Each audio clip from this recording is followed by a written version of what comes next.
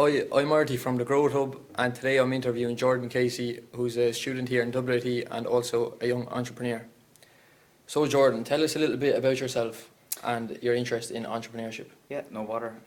First of all, yeah, great to be here. I'm really happy to be involved in some way with the Growth Hub. I think it's a really cool initiative. But yeah, so I suppose a bit about me. I'm Jordan. I'm from Waterford myself.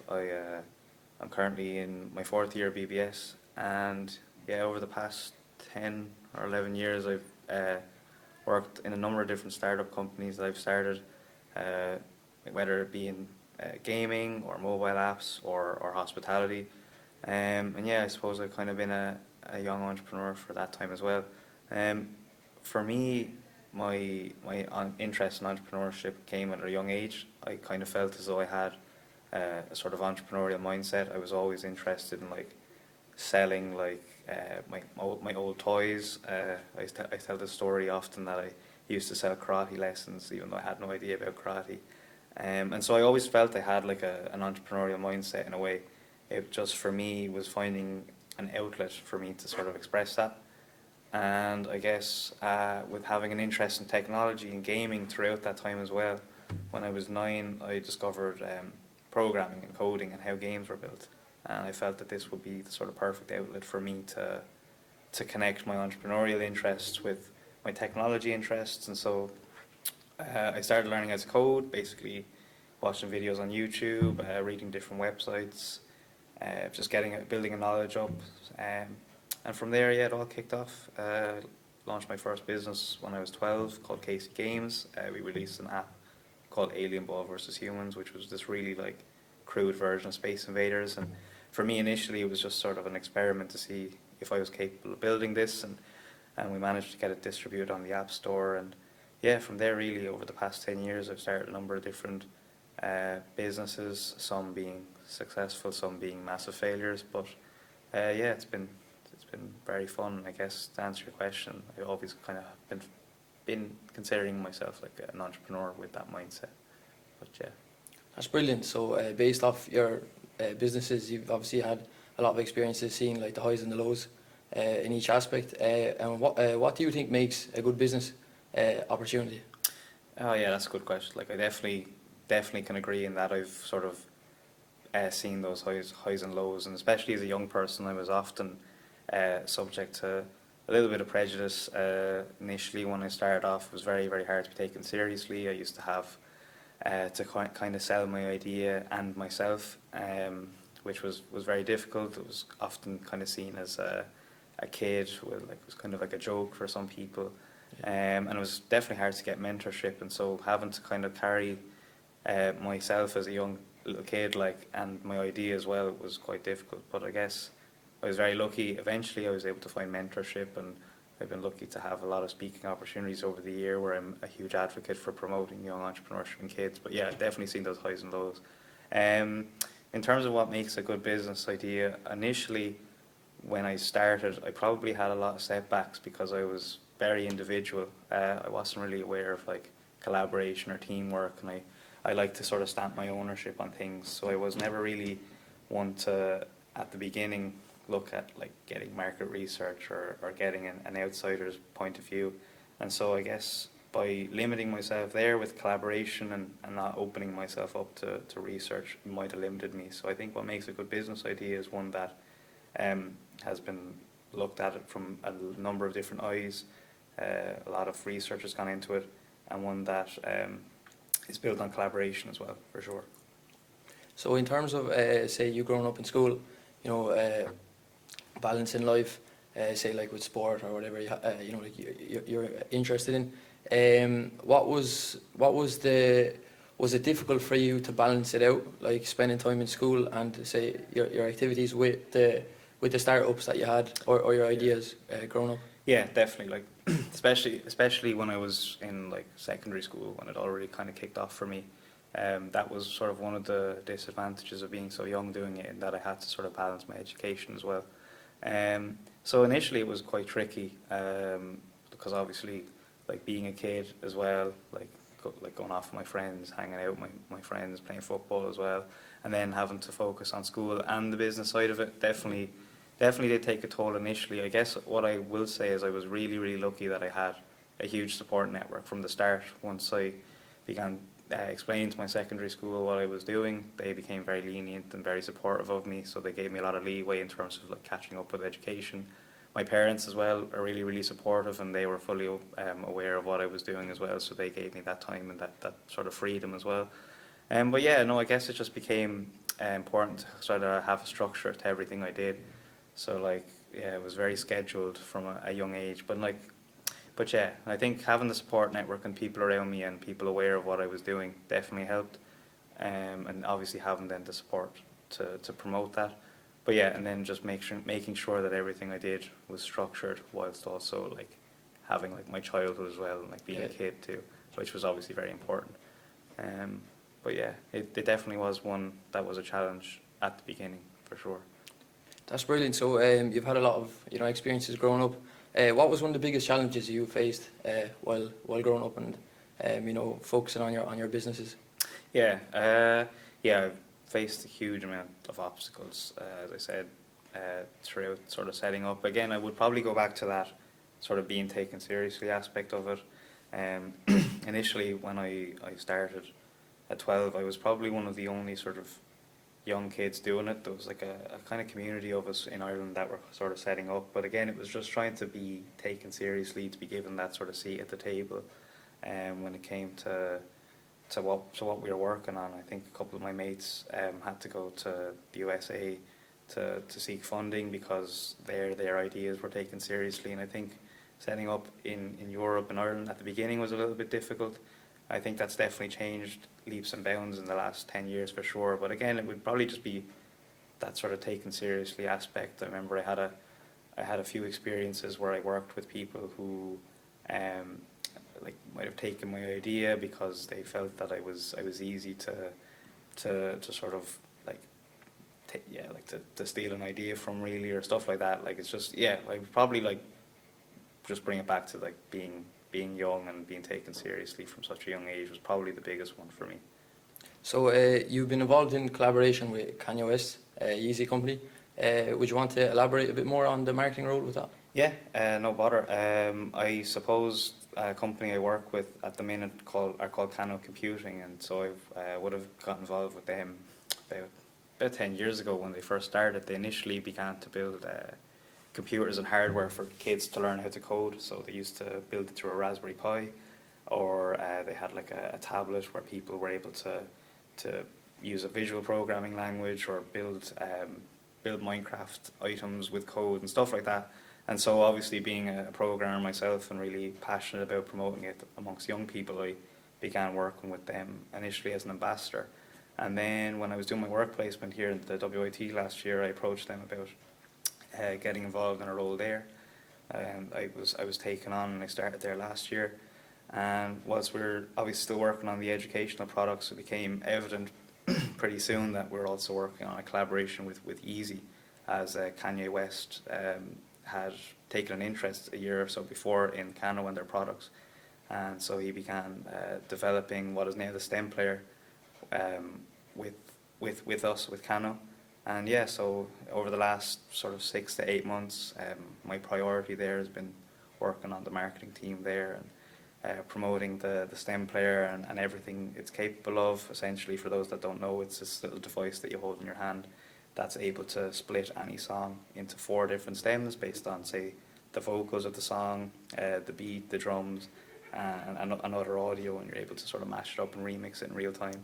So it's a really, really innovative product, and then obviously to be attached to Kanye and Yeezy, that brand, has been hugely eye-opening experience. But yeah, going from stride to stride there, with Kanye's upcoming album as well, Donda 2, we're going to be releasing that on the STEM player as well. So there's a whole lot of stuff going on. But yeah, just to be attached, or to say that I sort of worked on the product, not only because it was attached to Kanye, but because I think it's really innovative in what it does. Yeah, it's been sort of one of the fun things for me recently. Yeah. That's brilliant. So you have a lot of opportunities in that area, and as many of us know, like, we all are familiar with Kanye West and Yeah. his succeeding, you know, songs and albums. If you had to turn to say in terms of business to set up, where would you seek advice and support? Who would you turn to? Would you look at would you get that from your parents, or would you kind of look at you know, other aspects, or say like role models? Yeah, yeah, it's a good question. I suppose one of the advantages of starting so young and being able to speak at all these conferences was that I was able to pretty quickly build up a network of individuals in business who I've had a lot of mentors down the line, and I've been able to have conversations with some really, really cool people. So I guess I am lucky in that regard that I would just, I have contacted like mentors in the past. One of my mentors had been Chris Gardner a couple of years ago, and he was famous for the Pursuit of Happiness movie that was based on his life and his business. So I've definitely been very lucky in that I kind of built up a network of people. But yeah, other than that, like my main support network and the main people that I would go to advice for would probably be my friends. Usually in the past, whenever I sort of built a product or a business, it has usually been tailored or targeted at me and my age group. And so I suppose my friends are my best sort of outlet for that. And even here in the WIT, they've been really great supports of me in the past. I ran an initiative called the Teenage Entrepreneur Movement a couple of years ago, and I got a lot of great advice from lecturers and some of the staff here at the WIT. I think now with the Growth Hub being here as well, I think that would be a great opportunity for people that do have any ideas or concerns about their business. And yeah, I think in Waterford specifically, we're quite lucky as well to have a really cool like technology and startup community, and I think it's very nurturing. I'd be involved with the likes of Boxworks and the local enterprise board as well. So yeah, no, I think there's a lot of different avenues there. I think that was one aspect for me. I think I mentioned it before, is that I used to be very individual. I used to sort of think that everything I did was right, and this was when I was like 12 or 13, so it was obviously definitely not the case. But I think opening up to collaboration and other sets of eyes and just taking advantage of the support we have here has definitely, like, for sure helped me. So yeah, I think we're very lucky to have a lot of networks around. That's brilliant. Yeah. You've been very successful, you know, growing up, and especially at a young age in your early 20s. What has been your greatest success to date? Well, that's a really good question as well. For me, I think in terms of like from a technology or a business point of view, my most successful product would have been an app I used to run called Teachware. And basically this was a tool for teachers and schools to manage all of their like classrooms and like student information, exam scores, behaviour scores, class data in the cloud. And so I launched that in 2013 when the cloud was starting to become a thing. But again, when I was in school at that point, we were still very much using like paper for our roll and paper for our exam results. And so I set that up in 2013. I launched it at the Dublin Web Summit with Paddy Cosgrave in 2014 as well, and I was very lucky to see a lot of success there. At one point we had 30,000 active users, I think most of them being teachers, and there was a huge interest, weirdly enough, in Asia.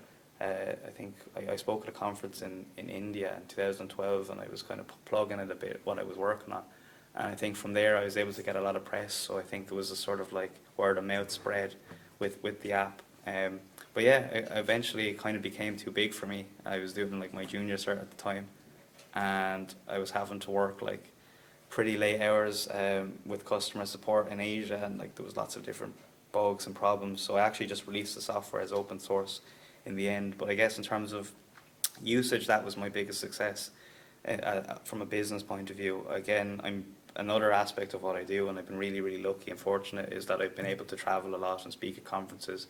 And I guess what gives me the most satisfaction would probably be that aspect of it, and promoting young entrepreneurship and the advantages, and sort of like sharing my story and how I sort of like as an example of a young person who, when given the right support and when given an opportunity, I've been able to be relatively successful. So I guess getting to travel and share my story has opened up a lot of doors as well, and being able to sort of contribute to change. So I was part of the European Commission when they launched the digital agenda in 2013, so I was an advisor to Commissioner Nellie Cruz there, and so giving a young person's perspective on the digital agenda and changes to EU law to reflect a young person at the time was very cool. I serve as a knowledge ambassador for the government of Dubai with Sheikh Mohammed there, so I get to sort of give an input from a young person's point of view again on education curriculum there and teaching tech literacy to youth. So I guess the most satisfying and I think successful aspect for me anyway would be getting to sort of contribute to change on education and a promotion level, yeah. That's brilliant that you have a lot of connections around the world, especially in Dubai as well. As we can see, Definitely, like Dubai is one of the major yeah. kind of areas that are kind of leading around the world. Yeah. You've been involved in the tech industry the last 13 years. What life lessons have you learned along the way? Oh, that's a good question as well. I guess the main one I would touch on again would be collaboration. When I did start off, the idea of like working in a team wasn't very appealing to me, and I would like to sort of stamp my name on everything. Whereas now I've kind of realised like working in a team is hugely important, hugely beneficial.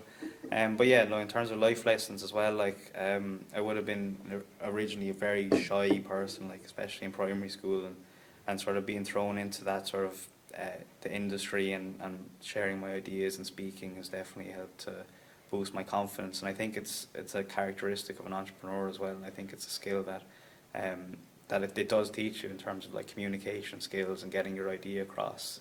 It reflects in your sort of social life as well. Yeah, I think from a practical point of view as well, it's just the collaboration aspect. Like my confidence aspect, I think as well, as a young person, I sort of realised early on that I was very lucky to be living in the generation that we are a part of.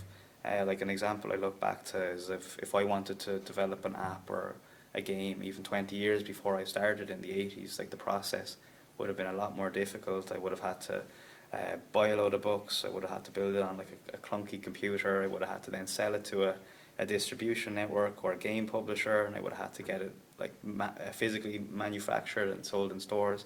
Whereas now with the internet and the opportunities and the resources that we have with that, like anyone can reach like potentially billions of people with the click of a button. And I think that obviously applies not only to technology but the same with like content creation or art or like music and stuff. So I guess like being aware of like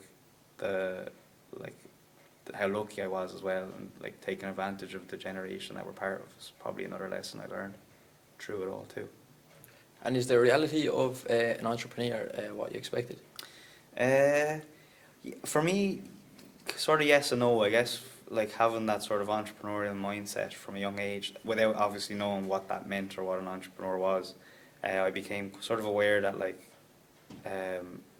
as I became aware of what an entrepreneur was and being thrown into the community and stuff, I realised very early on that there is a little bit of a stigma between what people think an entrepreneur is or should look like or should do, and then actually what an entrepreneur is. And that's been something that I've been really like passionate about promoting, in that like anyone can be an entrepreneur. I think there's this very sort of stigmatized view of like what they should be and what they look like, and I think people sort of point to like the likes of Mark Zuckerberg or like these sort of businessmen in suits as what an entrepreneur is, and it's very like businessy and very very sort of boring, whereas I think the actual cool thing about being an entrepreneur is that anyone can be an entrepreneur, and any passion you have can be converted into a business in some way, I think. So yeah, I think it is a little bit stigmatized. I don't think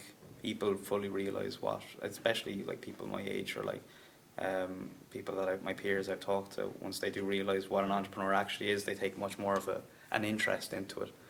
Whereas like that sort of stigma view of like the likes of like Mark Zuckerberg or like even like I don't know Elon Musk as to what an entrepreneur is just not the case in real life, I think. Would you talk to us a bit about day in the life? Say your normal day to day. Yeah, no bother. So I suppose being back in college now, pretty much 9 to 5 I'm in here. Like I get up early because I get up early like 6 or half 6 just to try and kind of catch up on the day before, because as well as like balancing college, I still do have like meetings with clients during the day that I sort of try to juggle. But yeah, most of the time it's here in college, but like I take advantage of like the facilities we have here to take meetings or to work in the library sometimes, or I often find myself doing meetings at like 11 o'clock in my car in the car park. So yeah, it is trying to just balance between my work and college, but again, the WIT here are very like supportive and lenient to that. But yeah, I guess from 9 to 5, college and work, I do try to switch off in the evenings, which can be a little bit hard, especially at the moment with a lot of stuff happening around Kanye and him being based in the US. We are kind of alert a lot of the time, but I do try to give myself that downtime, like just chilling out with the lads, or like yeah, just like playing games or whatever. Like I do try to have that downtime, and I think as well the fact that I do work 9 to 5 in college and with my businesses, it gives me the chance to take the weekends as well, which is very important. Like I suppose the main thing I do try to make sure I do is still have that balance. Like I said, with secondary school and primary school at the beginning, it definitely was hard balancing between everything, and I guess because I've been doing that for so long, for the last like 10 years, and is in trying to have that balance between like college or education and work, and then just like my life in general, I think I'm very lucky that I kind of have that experience the last 10 years, that I'm able to apply it now. But yeah, no, I guess the main thing is just having that balance. Yeah. It's great to see that you have a balance, you know, throughout your day to day, because as we see with a lot of people, you know, they do get caught up in a lot of work. Yeah, definitely. But even with entrepreneurs, even waking up early, they're kind of ruled for waking up at 4 or 5 or even 6, like yourself. It's really great to see getting the work done early enough, and then having a bit of downtime as well throughout the day. Yeah. In terms of where you see yourself down the line, where do you see yourself in 5 years? Yeah, that's a good question. I feel like when I started doing this, and like when I was like 12 or 13, I always used to get that question. And at one point it was like, where will I be when I'm 17, 18? And now it's to a point where I'm like going to be like 27, 28, and I still really have no idea where I am going to end up, because any answer I would have given years ago, like the opposite or something completely different has come on and taken that. But like ideally, I still definitely want to be working in tech. I still definitely see myself as an entrepreneur, and I would love to continue running my own businesses. I suppose from a location point of view, I'm just really fascinated by London and the startup community that exists there, and I've been lucky to have established a lot of connections there. So I definitely see myself spending some time there for sure. As to what, I'm still not sure. It's still something I'm always kind of like, because I'm really, as I said, with structure and stuff, I really do like to have a plan. And anytime I do have a plan, something else always happens or something new comes in.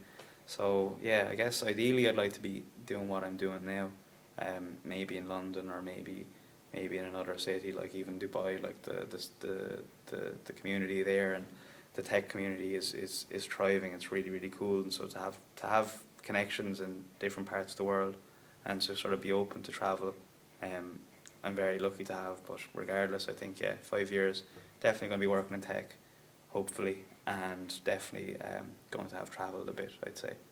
That's great. It's great to see that, you know, you're expanding your views instead of just sticking down kind of in the Waterford area, or even in Ireland. It's great to see that, you know, like you're kind of looking at different areas, and on top of that you have a connection in Dubai and other areas as well. Yeah. If you had to turn back the clock, back in time, would you change anything? Probably, again, I probably would have tried to find team members pretty early. I think collaboration, again, is something I really did only learn later, or when I started. And I think definitely I would go back and look at collaborating a bit more and opening up my viewpoint. But other than that, really, I think the obstacles and the difficulties I've had have been real sort of learning experiences for me. And I know it's sort of like a cliche thing when you see like podcasts or like people doing interviews talking about like how failures are a good thing, and like failures like taught people things and stuff. But I just definitely do believe that's true. I feel like being at that low point and having gone through those obstacles, it's such amazing experience for the future. So I guess like it probably would be easy for me to just say, "Oh, I wish I'd changed this, or I wish I launched this app at a different time, or I wish I came up with this idea or whatever." But I feel like I probably wouldn't be in the situation I am without those obstacles and failures down the line. And whenever I do believe that when one door closes, another door opens as well. I've been really obviously lucky there that any obstacle that has gotten my way, I've always sort of been able to spin it into a positive. And I think, yeah, I think in terms of that, I think I embraced failure, and yeah, I probably wouldn't change that either. It's great to see that you know you have a lot of different thoughts of you know the success and failure as well, and noticing that look, even if you fail, it is okay, and that if one door, like you said, is closed, another one will open. Definitely. That everything 100%. does happen for a reason. Yeah. In terms of general people, is there anyone that you, or a set of group of people that you admire? Yeah, I think, yeah, I definitely do have like a lot of like role models in that regard. Like initially I would have looked at like Bill Gates or like Steve Jobs, just from the background I was coming in from from technology. I would have sort of looked at them initially, at their sort of life stories, and like read their books. On a more like modern like take, I think a real inspiration for me at the start was the Minecraft story, and Marcus Persson or Notch, who started that company. Because again, like coming from like the generation where we exist with the internet, and we're able to distribute online, and seeing how he built a game which it's now the #1 selling game of all time. Like he built that on his own. He was able to establish a team around it. For many years, he wasn't bowing down to corporations or big companies that were trying to buy it, and he managed to build a really, really cool tool. And I think the thing about Minecraft as well is that it inspires creativity, and it's used in so many educational aspects and stuff. So I do like his story, and how he was able to start on his own, left his job, took a huge risk, and built the biggest game ever. I think is really cool. Yeah, other than that, like even like now I get working with like the Yeezy brand and Kanye, because I think Kanye and a lot of hip hop artists and their stories are also really inspiring. So even looking at him from an artist point of view, obviously I'm in a very different field, but just their stories as well. Like even like there's like a Kanye documentary on Netflix out at the minute, and just seeing his sort of rise has been really cool as well. So yeah, no, I do try to like diversify my role models and look at lots of different stories, but yeah, I guess the main one for me initially at the start would have been sort of that Minecraft story that kind of inspired me to take that risk at the beginning. Yeah, so the Growth Hub here offers students just like yourself, you know, that are entrepreneurs, you know, advice, especially if they want to excel in that type of area as a career option. Yeah. Is there any advice you'd give to students here in WIT that do want to take that kind of next step, and do kind of want to follow, you know, your footsteps, because you have a lot of experiences, a lot of connections, and you've been through, you know, what other people haven't grown up, especially as a young entrepreneur. So would you want to talk to us a bit about that? Yeah. First of all, I think like the fact that the Growth Hub is now here is amazing. Like when I first started in the WIT a couple of years ago, this sort of facility would have been like the first thing I would have come to. It's just it's really great to see like entrepreneurship and that sort of collaboration and the advice that is offered here, that is here. I think for many like people like even my age now that are looking at starting off, like I think yeah, there is a little bit of like a stigma that people mightn't against still be taken seriously, or like they might be a little bit adverse to coming down here, or like because they're not aware of like what entrepreneurship is or what the Growth Hub does offer. So I think taking that risk of faith and believing in yourself, like I know that does sound very cliched, but like having that faith in yourself to look at pursuing it, I think is a big one. I think I've been sort of lucky now to realise that like age is very much just a number, and I feel like many people, like when I started off at 12, if I had been of the mindset that if I wanted to develop games or run a business, I wouldn't be able to do that for quite some time, then obviously I wouldn't be where I am today. So I think embracing that is a big thing. Yeah, I think that collaboration aspect as well, I think is is huge, and I think that's another great thing about the Growth Hub, is that it does offer those connections and the chance to build that network. As well as that, I think again the entrepreneurship stigma is that people think you have to be in business to want to be an entrepreneur, or like you have to sort of have like that kind of background, whereas I think it is very diverse, and I don't think just because, say, if you're not in the School of Business here, that you should be limited to looking at following your passion or whatever. I think that definitely you should ignore that too. But yeah, I think collaboration, taking advantage of the internet, like again the resources that we have there are huge. Like I think there's a huge amount of like free courses and resources there, and access to mentorship and networking there. But yeah, again, being cliched, but like definitely believe in yourself and sort of take that leap. Following that has sort of got me here today. So like I can't really just call it a cliche. I definitely do believe that too. That's brilliant, and the fact that you said you kind of took your kind of next step, and you need to kind of take that risk, you need to take that kind of leap of faith to get to the next level, because you know it's different being an entrepreneur compared to other people.